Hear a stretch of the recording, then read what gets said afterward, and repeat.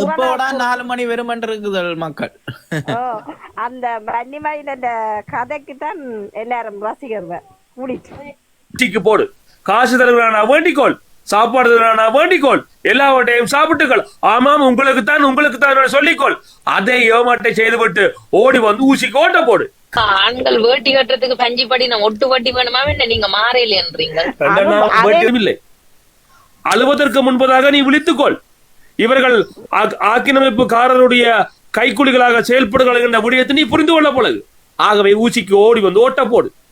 அத என்ன சொல்லுமா, இது ஒரு திருப்பு முனையா இருக்க வேணும். அரசியல் சாக்கடை அரசியல் என்ற சொல்லு இல்லாம போக வேணும். அகராதியில இருந்து அரசியலுக்கு ஒரு ஸ்டாண்டர்டை உருவாக்க வேணும். ஒரு இளமால் டாக்டரா வர்றதுக்கு விரும்புறான், என்ஜினியரா வர்றதுக்கு விரும்புறான். ஒரு நல்ல மனுஷன் அரசியலுக்கு வாண்டா ஒளிச்சு ஓடுறான். பாருங்க கூட அப்பெல்லாம் பிள்ளைகிட்ட விஷயங்கள் எடுத்துக்கொள்ளலாம். பிள்ளைகளுக்கு வந்து அம்மா பேரண்ட்ஸ் வந்து எதிர போயில வீட்டை போன அம்மா எனக்கு பேசுறேன் இங்கால போன கிட்ட பேர் வந்துருக்கு. அம்மாவுக்கு வெளியில போயிடலாம், அப்பாவுக்கு மோங்காட்டுல நான் சூசைட் பண்ணி அப்படித்தான் தருவாங்க. சரி பிள்ளை இப்படி நடந்துட்டா நீ பேசாம இரு, நாளைக்கு 5 நாள் கலைப்பாங்க, 6 நாள் நோம்பலா இருப்போம். சமாதானம் செய்த வேண்டியது பிள்ளை அந்த இடத்துல அன்பா வச்சிருக்க வேண்டிய பெற்றோம். தமிழனை இணைப்பது அவ்வளவு சாதாரணமான விடயம் இல்லை. ஏனெனில் துரோகத்தாலும் ஏமாற்றத்தாலும் உறைந்த எம்மினம் யாரை நம்புவது என்று குழம்பி நிற்கும் நேரம் இது. ஆனால் வன்னிமைந்தனின் தளம் இவ்வளவு பெரிய படை திரட்டி ஆண் பெண் பாகுபாடு இல்லாமல், வயது எல்லை இல்லாமல் எம் இனத்தை இணைத்து தேர்தலின் முக்கியத்தை புரிய வைத்து மக்களின் அமோக வெற்றி தளமாக மாறியுள்ளது. மைந்தனின் குரல் கேட்டால்தான் தூக்கம் வரும் என்று சொல்லக்கூடிய அளவுக்கு வளர்ந்துள்ளது. ஆமா, மைந்தனின் குரல் கேட்டால்தான் தூக்கம் வரும் என்று சொல்லக்கூடிய அளவுக்கு வளர்ந்துள்ளது. மைந்தா, நீ வன்னி தந்த மகன்தான் இங்கு பல தாய்மாருக்கு. மைந்தா, நீ வன்னி தந்த மகன்தான் இங்கு பல தாய்மாருக்கு. என் தாய்க்கும் இறுதி யுத்தத்தில் எங்களை காட்டி கொடுத்து எங்களை தோற்கடித்தார்கள். இதோ உங்களுக்கான நேரம். நம்பி போடுங்கய்யா ஓட்டு. எங்கள் ஊசி சின்னத்தை பார்த்து போடுங்கய்யா ஓட்டு. எங்கள் ஊசி சின்னத்தை பார்த்து. SP செல்வன் அண்ணா, கிரீன்லாண்ட் ஐயா, டாக்டர் கணேஷ் ஐயா அனைவருக்கும் மனமாற நன்றிகள். நன்றி அண்ணா. நன்றி அக்கா, நன்றி நன்றி. சூப்பர் அக்கா, சூப்பர். கைதாட்டுறோம்.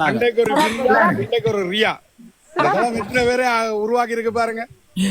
நன்றி. உண்மையிலேயே இது கேட்டுட்டு இருக்கும் போது சும்மா எழுதி நான் எனக்கு வேற லெவல் சூப்பர். நன்றி நன்றி நன்றி நன்றி. நல்லா இருக்கு. இந்த தளத்துக்கு நாங்க நன்றி சொல்ல நிறைய கடமைப்பட்டிருக்கிறோம்.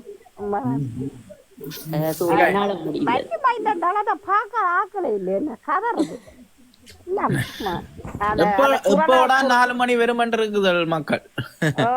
அந்த வன்னிமையில கதைக்கு தான் எல்லாரும் ரசிகர்கள் கூடிட்டு எடுத்து வந்த உன் கவிதை கேட்டு என் எண்ணம் அது சிலிர்த்தது. பாவென்று பாடிய பார்த்து இந்த பாறை என்று அசந்து போனது. வன்னிமைந்தன் தளம் என்று எண்ணி வந்து கவி படித்த உந்தன் கவி கண்டு நானும் ஏங்கி விட்டேன் பாரு. நல்ல ஒரு கவி படிக்க 4 பேர் வந்து விட்டால் இந்த உலகம் மாறிவிடும். எங்கள் சிந்தை அது சீறிவிடும். முன்தினத்து இரவினிலே முன்கண்ட கனவினிலே உந்தன் கவிதை போல இருந்து கண்ணுக்குள்ளே வந்ததம்மா. அந்த கவி இந்த கவி என்று நான் நினைத்து விட்டேன். சொந்தமென சொல்லிக்கொள்ள உறவுகள் 1000 கூடி இங்கு வந்து விட்டால் போதும். இங்கு எங்களது தேர்தலில வென்றுவிட வேண்டும் என்று எழுந்தரிலே வந்த எங்களது தலைவனவன் வென்றுவிட வேண்டும் என்று எழுதி வந்த யுந்தன்காவி பார்க்கையில எந்த நெஞ்சம் பரபரப்பு ஆகிறது.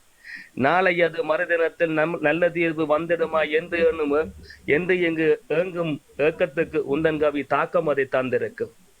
பார்த்திருந்த உலகமெல்லாம் பார்விழிய திறந்திருக்கும். பூத்திருந்த விழிகள் எல்லாம் பூவிழிகள் நொந்திருக்கும். ஈட்டில் வரை எங்களவன் வென்றுவிட வேண்டும் என எழுதி வந்த யுந்தன் கவிதை எங்களுக்கு புத்வகம் தந்திருக்கும். இந்த பாறை நாளை ஒரு கவிதை இது நன்றாக எடுத்து வரும் கவிதையிலே எங்களதை பாடிவிடும். இல்லை எம்மவனை பாடிவிடும். வென்று விட்டால் எங்களுக்கு வெற்றி அது பாடிவிடும். வெல்லாவிட்டால் எங்களது தமிழினது கவிதை. நன்றி அண்ணா, நன்றி, மிக்க நன்றி.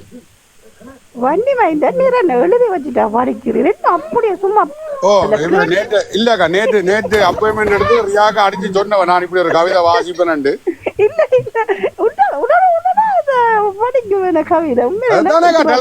அதுதான் டேலண்ட். அவற்றை உளவுத்துறையால வந்திருக்கு நேற்று கவிதை வரப்போது அதுக்கு ஒரு பதில் கொடுக்கணும்.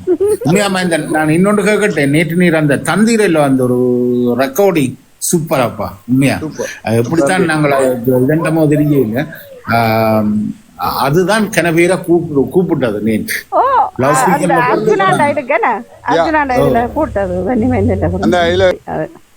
சரி செல்லம்மா, நீங்க எங்க வெற்றி விழா கொண்டாட போறீங்க சொல்லுங்க, நாங்களும் வாரோம். பிரான்ஸ்ல கொண்டாடுவார், நாங்களும் இங்க லண்டன்ல கொண்டாடுவோம்.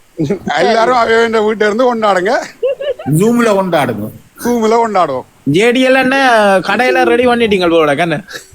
ரெடியா இருக்கும். இல்ல இந்தியால இருந்து நடக்கிறீங்களோ? நிக்கிறீங்களா லைன்ல? உள்ளே ஐயா என்ன செய்யணும்னு சொல்லுங்க பாப்பா. இனி அடுத்த சமூக பொறுப்பு என்ன சொல்லுங்க பாப்பா. மக்களை 14ஆம் தேதி ஓட் பண்ண வைக்க. சரி, இப்ப இவ்வளவு நாளும் பெறப்புற சரி, ஒவ்வொரு தரம் உங்களுக்கு விரும்பின ஆக்களுக்கு பெறப்புற செய்தீங்கள். இனி அடுத்தது என்ன செய்யணும்னு சொன்னா மக்களை இது எங்களுக்கு என்னத்துக்கு இது போட்டு என்ன பிரயோசனம் யோசிச்சு கொண்டிருக்கிற மக்களை கேள்வி. அதுக்குதான் கேள்வி ஆரம்பிச்சுக்க. இதே கேள்விதான் 3 நாளும். அர்ஜுனா இல்ல நாங்கள் ஏன் வாக்களிக்க வேணும்? அதுதான் அர்ஜுனா இல்ல. மக்களை கொண்டு வாங்கப்பா. சரி, இருக்கிற மக்களை 50% 60% என்ற கதையை விட்டு 80% 90% கொண்டு வரவாங்க. மக்களே, நீங்கள் ஏன் ஓட்டு போட வேணும்? பாராளுமன்ற தேர்தல்ல இத்தனை பேரை ரெக்கார்ட் பண்ணுங்க. ரெக்கார்ட் பண்ணி போட்டு வச்சீங்கன்னா இடைக்கிற போட்டு இருக்கலாம். ஓட்டு எப்படி போடணும் உதாரணத்துக்கு அப்படி சொல்லலாம். அதோட நீ தந்திரன்னா நான் அங்க ஊருக்கு ஒவ்வொரு ஊருக்கும் அனுப்பி விடுவேன். ஒவ்வொரு ஓட்டோ ஹயர் பண்ணி பிளே பண்ணி கொண்டு போவாங்களோ அவங்க. செய்யக்கூடாது அப்படி இல்ல. என்ன நாங்கள் என்ன செய்யறோம்? மக்களை வந்து ஓட் பண்ண சொல்லி தான் கேட்கிறோம். ஒரு கட்சிக்கு ஓட் பண்ண சொல்லி நான் கேட்கல. உங்களோட கவிதை இருக்குல்ல, எழுந்து வா, அது எழுதுவீங்களே வடிவா, ஓட்டு போடவா, இந்த உரிமை ஒற்றை விரல் புரட்சி, அது மாதிரி ஆழிக்கடல் சூறாவளி. நான் பிள்ளைனுக்கு இருந்து கேட்டு எனக்கு எல்லாம் படமா போச்சு.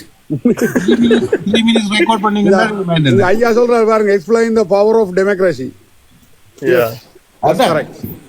அதுதான் சமூக பொறுப்பு. அடுத்தது சும்மா நாங்கள் இப்ப ஓகே இப்ப ஒரு குறிக்கோளோட இப்ப இண்டை மட்டும் பயணிச்சுட்டோம். அடுத்தது சமூக பொறுப்பை எடுத்து நாங்கள் மக்களை வெளியில கொண்டு வரோம். சரி, மக்கள் வந்து இப்ப இது என்ன சொல்லுமா, இது ஒரு திருப்பு முனையா இருக்க வேணும். அரசியல் சாக்கடை அரசியல் என்ற சொல்லி இல்லாம போக வேணும். அகராதியில இருந்து அரசியலுக்கு ஒரு ஸ்டாண்டர்டை உருவாக்க வேணும். ஒரு இளமால் டாக்டரா வர்றதுக்கு விரும்புறான், என்ஜினியரா வர்றதுக்கு விரும்புறான். ஒரு நல்ல மனுஷன் அரசியலுக்கு வாண்டா ஒளிச்சு ஓடுறான். அந்த நிலை மாறுங்கள். நீங்கள் ஓட்டை போட்டு இந்த சாக்கடைகளை சுத்தம் செய்வோம்.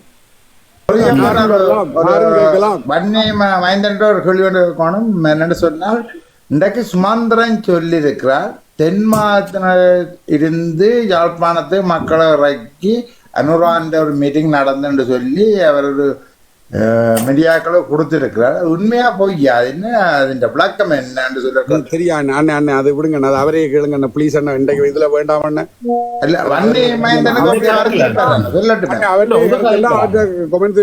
கேட்டு தெரிஞ்சு சொல்லுங்க, இதுல வேண்டாம் அண்ணா ப்ளீஸ். இல்ல செல்வம், இதெல்லாம் ஜெனரல் டிஸ்கஷன். அப்பா இதுவல் கதைக்கிறீங்க இல்ல அக்கா, நீங்க ஊர்ல இருந்து இப்படி நடந்த இந்த மீட்டிங் நடந்தது.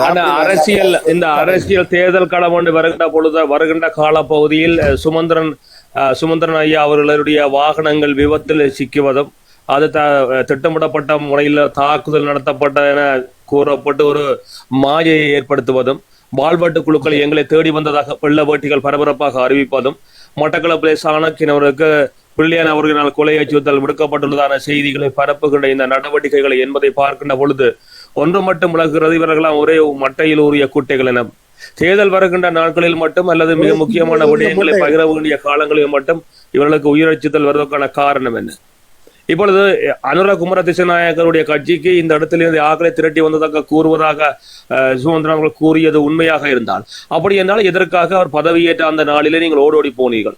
அப்படி ஓடோடி போன நீங்கள் எதற்காக ஜனாதிபதி தேர்தலிலே அனுர குமர திசநாயக்காவுக்கு ஓட்டு போட வேணாமல் சயித் பிரேமதாசாவுக்கு ஆதரவாக நின்று நீங்கள் பரப்புரையில் ஈடுபட்டீர்கள், செய்தீர்களா இல்லையா? அப்ப 3 அல்லது 4 வாரங்களுக்கு முன்னதாக அனுர குமர திசநாயக்கா உங்களது உதடுகளில் கேவலமானவர்களாகவும் கீழ்ப்படிந்த ஒருவராகவும் காணப்பட்டார். ஆனால் அதே வாய் அல்ல அதே உதடு 4 வாரங்கள் கழித்து அனுர குமர திசநாயக்கா நல்லவரனாக பாடுகின்ற இந்த வாய்கள் இது உங்களுடைய அரசியலை எந்த அரசியல் நாங்கள் இதுதானே சாக்கடை அரசியல். ஒருவனை பிடிக்கவில்லை என்றால் நாங்கள் வெள்ளவட்டிகள் இந்த அரசியலை வந்துவிடக் கூடாதனால் தொடர்ந்து பரப்புரை செய்வோம். காரணம் என்ன? இந்த வெள்ளவட்டிகள் வந்து விடுவதால் நமக்கு ஒன்றும் கிடைத்து போவதில்லை. இவர்கள் தங்களது குடும்ப நலன் சார்ந்துதான் வாழ்ந்து கொண்டிருக்கிறார்கள். மக்களையும் தமிழ் தேசியத்தையும் விட்டு பிழைக்கின்ற தமிழ் மக்களுடைய தலைகளை அடவு வைத்து பிழைக்கின்ற ஒருவராக காணப்படுகின்றனர். ஆகவே தமிழ் தேசிய கூட்டமைப்பு அல்லது வெள்ளவட்டிகள் தமிழ் அரசியல் வெள்ளவட்டிகள் வந்துவிடக் கூடாது என்பதில் நாங்கள் மிகவும் உறுதிப்பாட்டில் இருக்கிறோம். ஆனால் இந்த நிலைப்பாட்டை கூட எங்களால் சாதாரணமாக கடைக்கொள்ள அல்லது நீண்டு பற்றுக்கொண்டு பிடித்துக் கொள்ள முடிகிறதாக இருந்தால், அப்படியானால் நீங்கள் எதற்காக ஜனாதிபதி தேர்தலிலே ஒரு நிலைப்பாடும், ஜனாதிபதி தேர்தல் முடிந்தது பிற்பாடு பாராளுமன்ற தேர்தலிலே ஒரு நிலைப்பாடும் காணப்படுகின்றது. அதாவது 4 வாரங்களுக்குள் எப்படி அந்த வாய்தான் இந்த வாய் எனக்கு பேசுகிறதா என்கின்ற அந்த விடயத்தினை மக்கள் மத்தியிலே ஏற்படுத்தி உங்களை நீங்கள் அசிங்கப்படுத்திக் கொள்வதற்கான காரணம் என்ன காரணம்? நீங்கள் தான் மிக பெரும் சட்டத்தரணி ஆயிட்டு. அப்படியானால் அனுர குமர திசநாயக்கா இந்த தேர்தலை வெல்லுவாரா இல்லையா என்பதை நீங்கள் சாணக்கிய அரசியல் ஞானி ஆயிட்டு.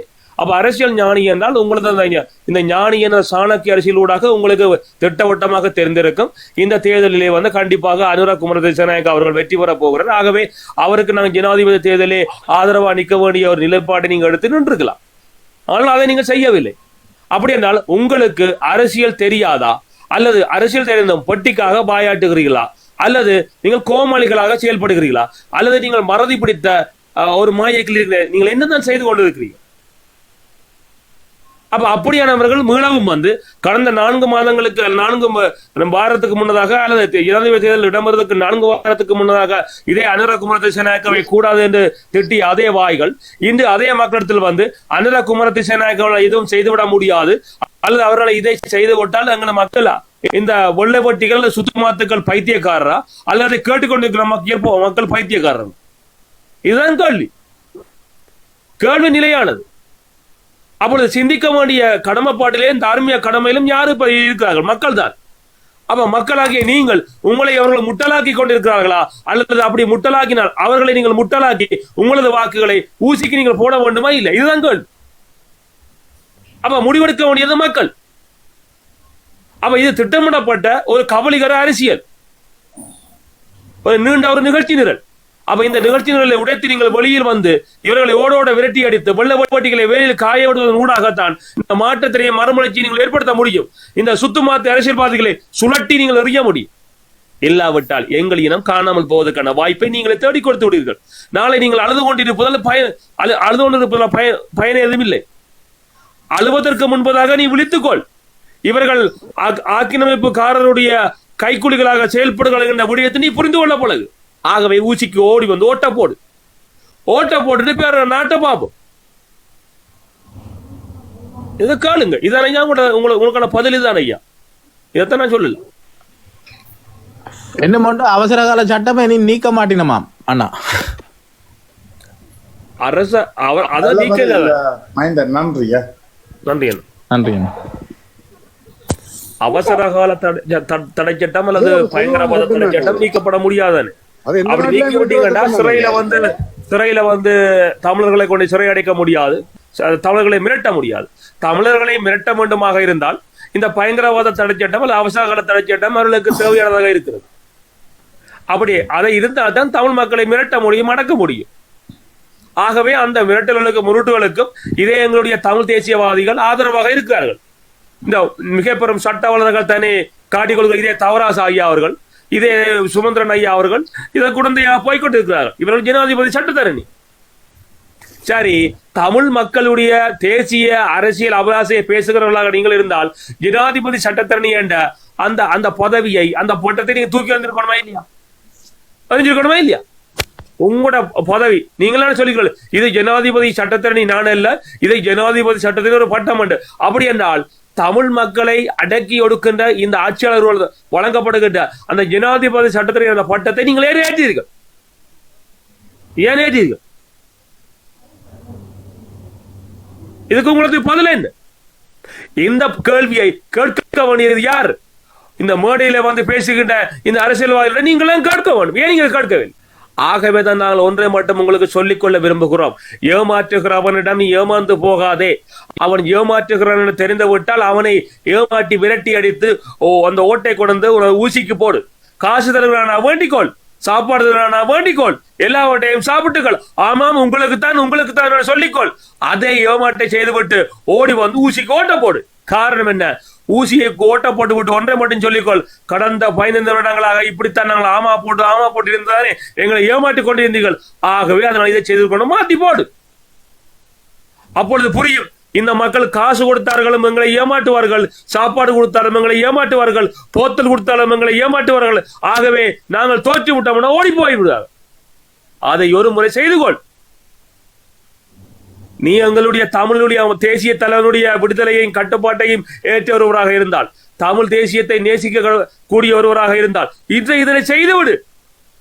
ஏன் செய்ய மறுக்கின்றாய்? ஏன் ஓடி ஒளிந்து கொள்கிறாய்? ஏன் மௌனமாகிறாய்? கேள்வி கேட்க ஏன் மறந்து போகிறாய்? நீ கேள்வி கேட்க மாட்டாய் என்ற திமிரிலும் ஆணவத்திலும் தானே உன்னை அடக்கி ஆளுகிறார்கள், சட்டத்தை காட்டி மிரட்டுகிறார்கள். அந்த சட்டத்துக்கு எதிராக நீ வீதியில் வந்து விட்டால் இவர்கள் அந்த சட்டத்தை காட்டி மிரட்டுவார்களா என்ன சொல்லு? கேள்வியை கேள். வாக்கு போடுகிறோம், ஆமாம் கண்டிப்பாக போடுகிறோம். ஆனால் எங்களது கேள்விகளுக்கு பதில் சொல்ல கேள்வியை கேள். இங்கே வா. உனது பாராளுமன்ற தொகுதியிலே இத்தனை ஓலை குடிசைகள் இன்னும் தொங்கிக் கொண்டிருக்கின்றன. இவர்களுடைய வாழ்க்கையில நீ ஏன் விளக்கேற்ற கேள்விகள். அந்த கேள்வியை நீ கேட்க மறந்தால் இப்படித்தான் இருப்பாய். இன்று பார்க்கிறேன் வீடியோவிலே ஓலை குடிசை, அந்த வீட்டுக்கு வாசல் இல்லை, ஆனால் வீட்டு முத்தத்திலே மோட்டார் சைக்கிள் இருக்கிறது. அப்படியானால் உங்கள் சிந்தனை எதுவாக இருக்கிறது? உன் வீடு திறந்து கிடக்கிறது, திருடன் வந்து விடுவான், வீதியால் போற ஆறாவது வந்து விடுவான். ஆனால் வீட்டுக்கு கதவு போடுவதற்கு மறந்துவிட்டு அது நீ மோட்டார் சைக்கிளை வாடி வீட்டிலே விட்டுக்கிறாய். ஆக வீட்டுக்கும் பாதுகாப்பு இல்லை, உனது மோட்டார் சைக்கிளுக்கும் பாதுகாப்பு. அப்படியானால் உனது சிந்தனை என்ன சிந்தனை? நாளை வந்து சொல்லுகிறாய், வயது வந்த பெண் பிள்ளை இங்கே தான் உறங்கிக் கொண்டிருந்தது, வீடு திறந்து கிடந்தது, வந்த ஒருவன் வன்புறந்து விட்டான். ஏன் குற்றச்சாட்டை முன்வைக்கின்றாய்? ஏன் வைக்கின்றாய்? ஒன்று தெளிந்து கொள்ள பழகு. தெளிவுடன் உன் வாதங்களை வைக்க பழகு. சிந்திக்கின்ற ஒரு சமூகமாக இருக்க பழகு. சிறகு வெட்டப்பட்டு சிறை அடைக்கப்பட்ட உறவுகளாக ஏன் வாழ்கின்றாய்? ஏன் சிந்திக்க மறக்கின்றாய்? கேள்விகள் நான் அப்பவே சொல்றேன். ஒருதான் பதில் சொன்னா 3 கேள்வியை கேட்டுக்கோள். ஏன், எப்படி, எதற்கு? ஒருவன் ஒரு கேள்வி சொன்னால் பதில் சொன்னா ஏன்.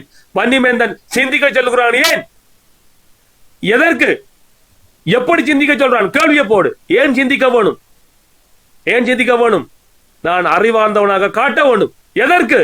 அப்பொழுதுதான் அரசியல்வாதிகள் அஞ்சுவான்.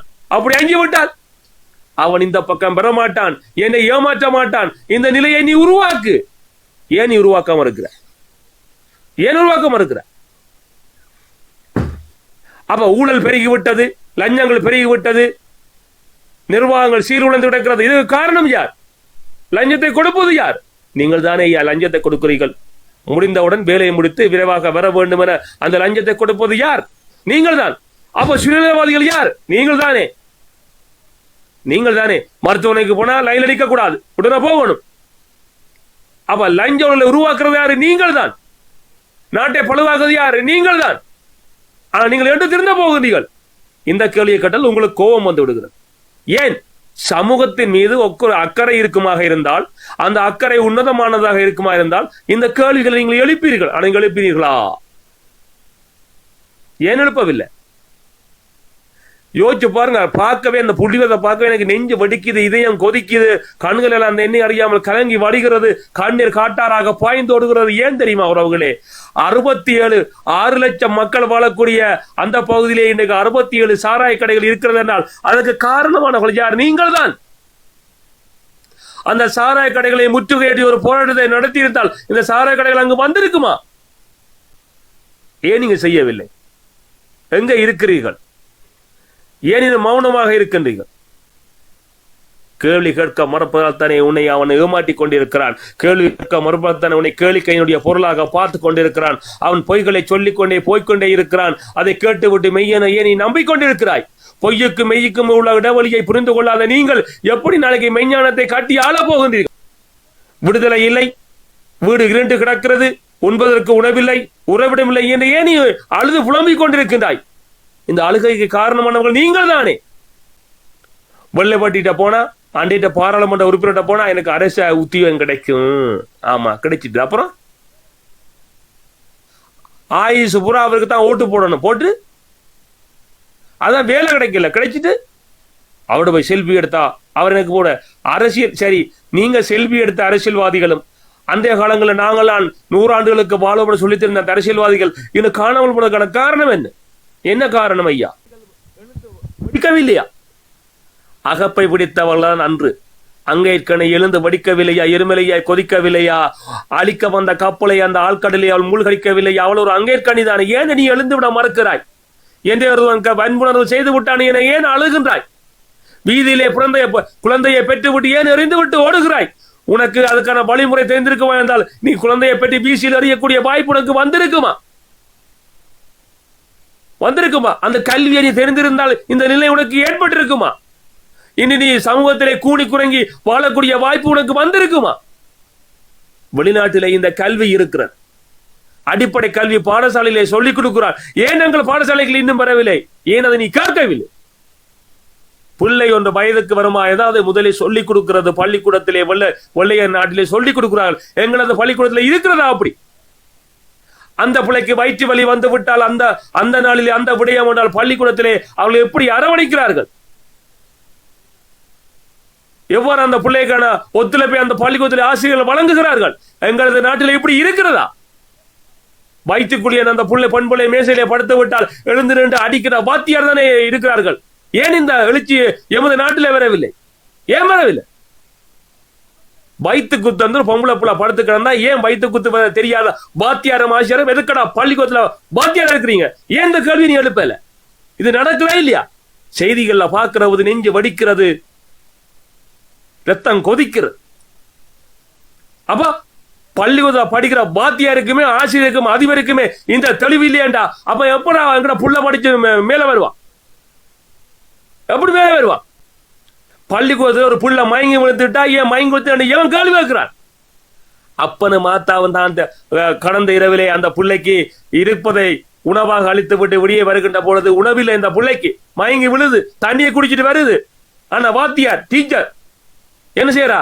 ஏன் மயங்கி விழுந்த கேள்வி வைக்காம அந்த பிள்ளைய ஒழுங்கா படி சோர்ந்து விழுகிற எட்டி அடிக்கிறான். அப்ப உண்ட அறிவு எங்கடா போச்சு?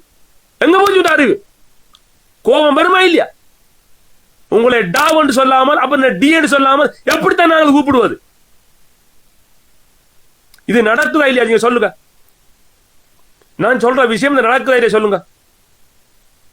அன்னைக்கு ஒரு யூடியூபர் போய் எடுக்கலாம் போயிட்டு அந்த சின்ன 15 வருஷம் அந்த பொம்பளை பிள்ளை சொல்லுது, நான் பள்ளிக்கூடம் போனேன், தலைச்சுத்தி விழுந்துட்டேன், என்ன டீச்சர் அடிச்சுட்டாண்ண.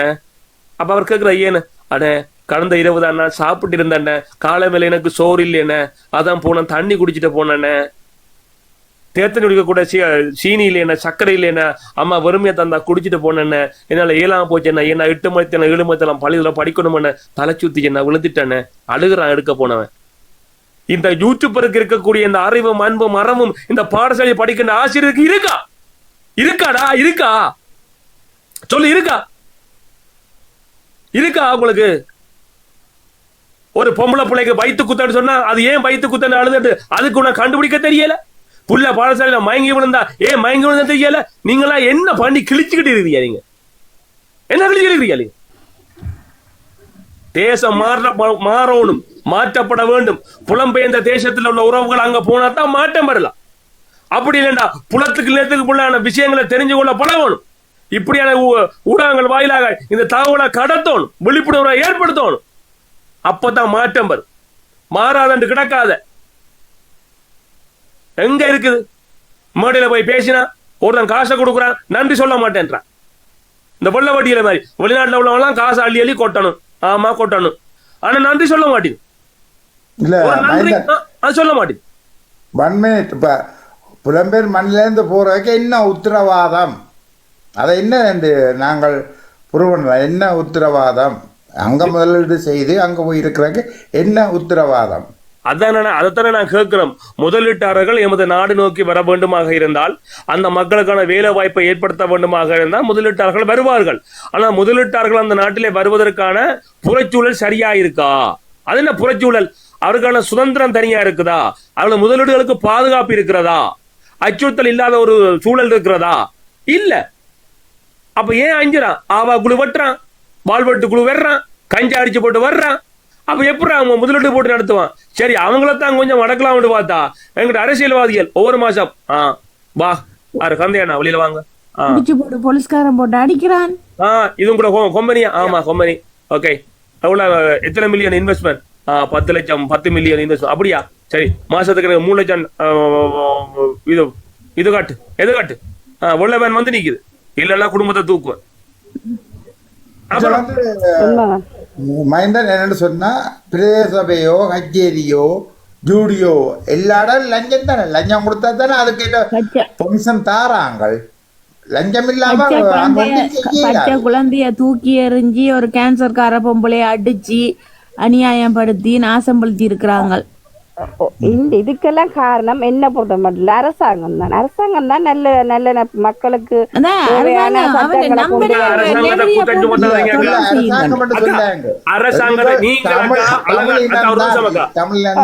சட்டங்கள் எல்லாம் அதுக்கேற்ற மாதிரி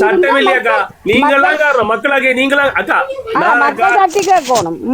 2005ஆம் ஆண்டு, அதாவது யுத்தர்ல 2009ஆம் ஆண்டு காலப்பகுதியில, 2009ஆம் ஆண்டுக்கு முன்னரான காலப்பகுதியில எங்கனால கிரவல் ரோடு தான் எனக்கு தெரியும். ஆனா இன்றைக்கு யூடியூபர் அண்ணன் தம்பி தங்கச்சி எல்லாம் போடுற அந்த வீடியோல பாக்குறேன், அழகான ரோடு இருக்குது, அழகான பாலம் கட்டி விட்டுருக்கான். ஆனா எங்கட ஊர் இன்னும், எங்கட அந்த கிராமங்கள் இன்னும் அந்த பழைய பஞ்சாங்கத்துல இருந்து இது மாறையில அப்படியெல்லாம் கிடக்கு. நவீனத்துவம் வந்துட்டுது, நல்ல புதிய தொழில்நுட்பங்கள் வந்துட்டுது, புதிய சிந்தனை பிறந்துட்டுது. ஆனா கலாச்சாரம் மட்டும் வருது. வீட்டுக்கு மோட்டர் சைக்கிள் வருது, முழங்காலுக்குள்ள இப்ப சட்டை போடுறது, இப்ப சோட நடக்குது, காய்ச்சல் போகுது. கேட்டா ஃபேஷன் காட்டிக்கிட்டு போகுது. ஏன்னா மாடல் அதெல்லாம் நடக்குது. ஆனா அந்த கிராமம் மட்டும் அதே பழமையில இருந்து மாறாம இருக்குது. என்ன ஆதிக்குடிகளா என்ன? உண்மைதான், நீர் சொல்றது சரிதான். என்ன சொல்ல முந்தியண்டா நாங்க போடுற உடுப்புலயே நான் இந்த பிள்ளைகள பருவங்களை, பொம்பளை பிள்ளைகள பருவங்களை எல்லாம் அறியலாம். இப்ப பார்த்தா எல்லா பிள்ளைகளுமே எல்லா உடுப்புகளை என்ன எல்லாம் வெளிநாட்டுல எப்படி இருக்கிறோமாம், நாங்க ஜீஞ்சு போடுறோமா, நாங்கள் ஜாக்கெட் போடுறோமானா எங்களுக்கு இங்க கூலி அதால போடுறோம். புக்கே டைம்ல நாங்க போட்டுக்கணும், தெரியுது. அது தெரியாம நிக்குதுகளப்பா. அப்ப என்ன செய்யறது? எங்களோட நாடு நல்ல நாடு, எல்லாம் கிளைமேட் என்ன காலநிலையெல்லாம் நல்ல மனிதர்கள் வாழக்கூடிய ஒரு நாடு. அந்த நாட்டில் நாங்கள் அதுக்கேற்ற மாதிரி தானே வாழவும். அப்படித்தானே நாங்கள் வாழ்ந்த நாங்கள். அப்போ முந்தியெல்லாம் என்ன எங்களோட பொம்பளை பிள்ளைகள் வந்து சாமத்தியப்பட்டா பாவாடை தாவணியோட போவினோம், சாமத்திய படக்கு முன்னே பாவாடை சட்டியோட போவினோம் கோயிலுக்கு. ஆக ஒரு 21 வயசுக்குள்ளே வந்துட்டோம்னா சாரியோட போவினோம். அப்படி எல்லாம் அந்த ஒரு பருவமே தெரியும். என்ன அப்படி ஒரு நல்ல ஒரு இதா இருந்தது. இப்ப பார்த்தா எல்லாமே உள்ள தலைகளை மாறி போய் கிடைக்குது. கோயிலுக்கு இங்கோதான் போகுது. ஆனா கேட்ட சொல்லுதுகள் அது வந்து வெளிநாட்டுக்காரன் வந்து பழக்கின மனித இது வெளிநாட்டுக்கார வெள்ளக்கார பொம்பளையிலே ஒழுங்கா போகுது. அங்க பார்த்தேன் அதுவளே நீங்களான பழக்குறீங்க. அப்படி பார்த்தா போடுறது என்ன, அதை விட்டுட்டு நீங்கள் ஓட்ட போடுங்க முதல் சரியான ஆக்களுக்கு. அங்கேயே எல்லாம் மாறப்படும். அதான் எல்லாம் சொல்லியாச்சு. ஓட்ட ஒழுங்கான ஆக்களுக்கு போடுங்க. வெள்ள வேட்டிகளுக்கு எல்லாம் போடாம ஒழுங்கான ஆக்களுக்கு போடுங்க. யோசிச்சுக்கிறேன் என்ன அடி அடிக்கலாம் என்ன அடிக்கிறான்னு யோசிச்சு அடிக்க. ஆனா வரைக்கும் ஆனா ஆண்கள் வந்து தங்கட இதுல வந்து கலாச்சாரத்துல இருந்து மாறாம இருக்கணும்டா ஆண்கள் என்ன பொறுத்தமல்ல அந்த கோயில்ல வந்து வேட்டியோட திரியணும். ஆனா பெண்கள்லாம் கலாச்சார ரீதியாகவும் எல்லா ரீதியாகவும் மாறி இருக்கணும். அவைகளுக்கு தான் கலாச்சாரம் அங்க. எனக்குடா விலங்கு என்ன பண்றது இதையெல்லாம் சொல்லி சொல்லி கத்தி நம்மளால இயலாது. அதெல்லாம் கேட்குது இல்லை என்ன சொல்றது. அக்கா ஆண்கள் வேட்டி கட்டுறதுக்கு பஞ்சு படி நான் ஒட்டு வட்டி வேணுமா என்ன நீங்க மாறையிலன்றீங்க.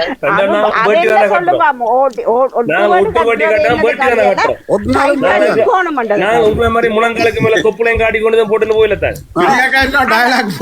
போடுறாங்க இல்ல மறைக்க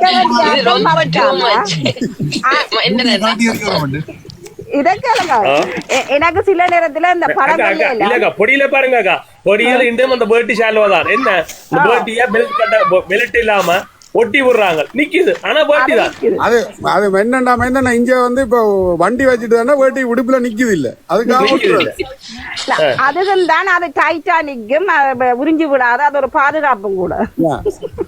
அதுக்காக இன்னொரு எங்கட கலாச்சாரத்தை பற்றி சொல்றேன்.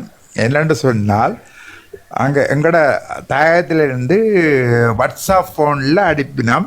எங்களுக்கு சாப்பிட வழி இல்லை, கஷ்டம், காசு இல்லை, அனுப்புங்கொண்டு சொல்லி அனுப்பினோம். ஆனால் அவே நான் திருப்பி கேட்டேன், என்ன இந்த ஃபோன்லேருந்து அடிச்சிங்க, இந்த ஃபோன் கேட்க எங்களோட ஃபோன் தான் வாட்ஸ்அப் ஃபோன். ஆனால் அந்த வாட்ஸ்அப் ஃபோன் வேண்டுறதுக்கு சிலங்காலம் நார்மலாக குறைஞ்சது 50,000 ரூபா தேவை. ஆனால் அப்படிப்பட்ட கஷ்டப்பட்டவைக்கு அப்படி ஒரு ஃபோன் தேவையா? அது இருக்க விளக்கமாக இருக்க வன்னிமேந்திரனுக்கோ விளங்கப்படுத்துங்க எங்களோட மக்களுக்கு. இல்லை நார்மலாக ஒரு லோக்கல் ஃபோன்லேருந்து அடித்து அல்ல இன்னொருட்ட ஒன்று சொல்லி வச்சு அனுப்புங்கன்னு சொன்னால் செய்யலாம். விளங்குதா? அப்போ அதன்னா உங்களோட ஈஸியா கதைக்கிறதுக்கு வாட்ஸ்அப்பும் தான் இப்ப வழி. இல்லைன்னா நான் அது பின்னால இருக்கிற நாங்களே சொல்றோம் உங்களோட உடனே கேட்கிறோம் உங்களோட வாட்ஸ்அப் இல்லையா வைபர் இல்லையான்னு தான் கேட்கிறோம்.